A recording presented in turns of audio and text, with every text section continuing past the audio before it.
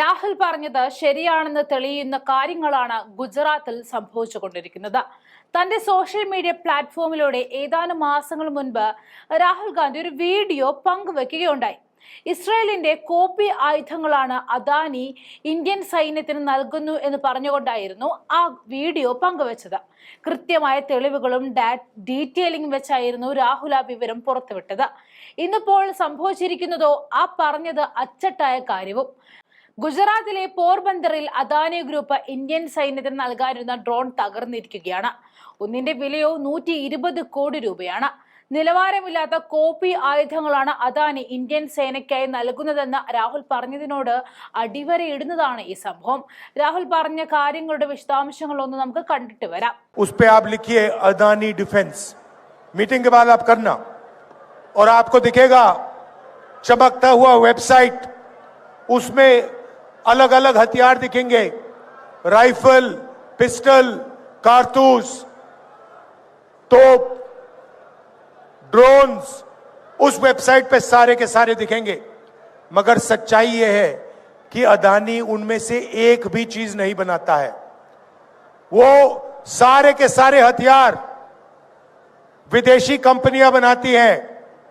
Drone Israel की company बनाती है, हथियार इजराइल की कंपनी बनाती है.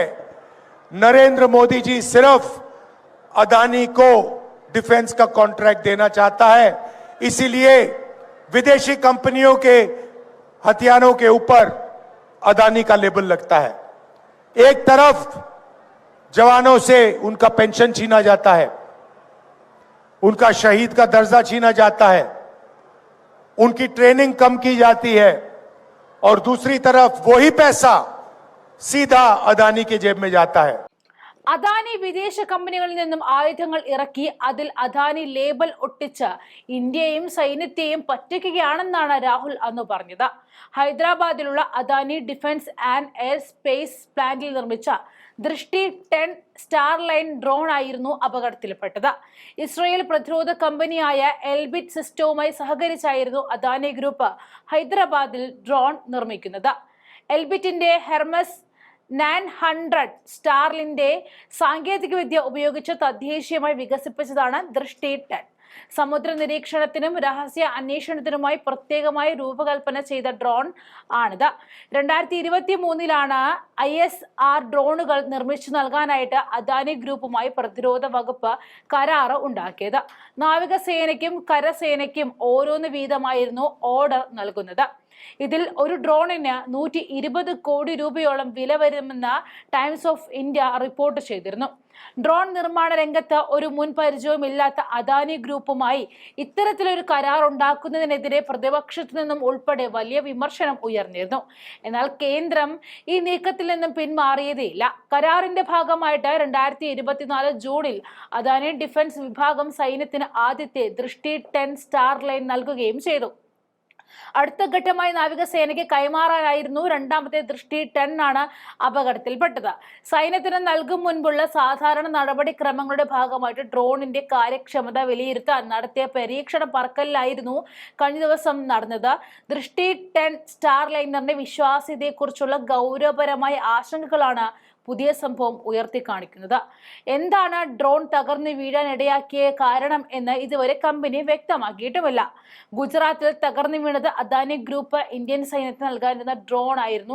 Exclusive economic zone spanning over 6 million square kilometers. Bengaluru-based startup Arctis Aerospace has conducted the flight test of its fixed-wing drone. Solar Group has successfully test-fired its Bhargav Astra counter-drone system. Adani Defence manufactured Drishti 10 drone has crashed in Gujarat yesterday during Navy's pre-acceptance trials. Turkey's Anchor 3 UCAF has successfully conducted its first internal payload munition release at an altitude of 20,000 feet and the speed of 180 knots. Prime Minister Modi has commissioned INS Shurat destroyer, INS Nilgiri frigate and INS Vagsir submarine. Reliance Jio has become the first telecom operator to provide 5G connectivity to the Indian Army at the Siachen Glacier.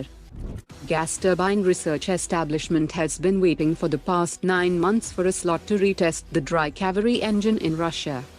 Indian Air Force has decided to outsource the repair and overhaul of its Mi-17 V5 helicopter engines to private Indian firms.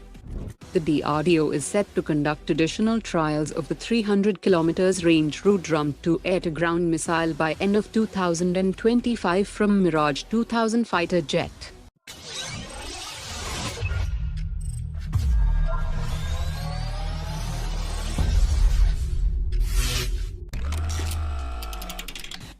Solar Group has successfully test-fired its Bhargav Astra counter-drone system, which is based on micro-missile that has been developed to tackle the growing threats from loitering munitions and weaponized drones.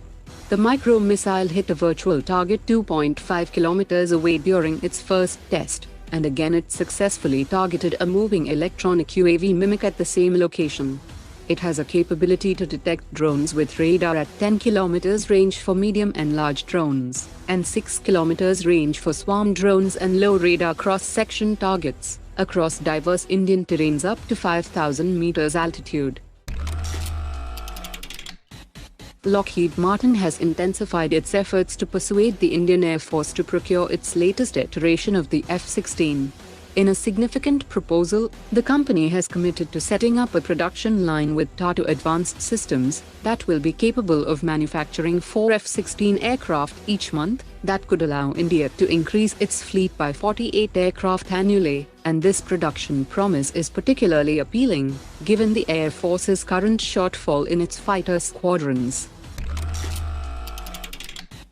Hindustan Aeronautics is gearing up to conduct firing trials of the 7 km range Halina anti-tank guided missile from Prachand light combat helicopter. Currently, Halina has moved into limited production, with new batches of missiles lined up for testing on the Prachand. The Halina is capable of both direct hit and top attack modes to defeat different types of armor, and its addition on the Prachand will result in significantly enhanced anti-tank capabilities.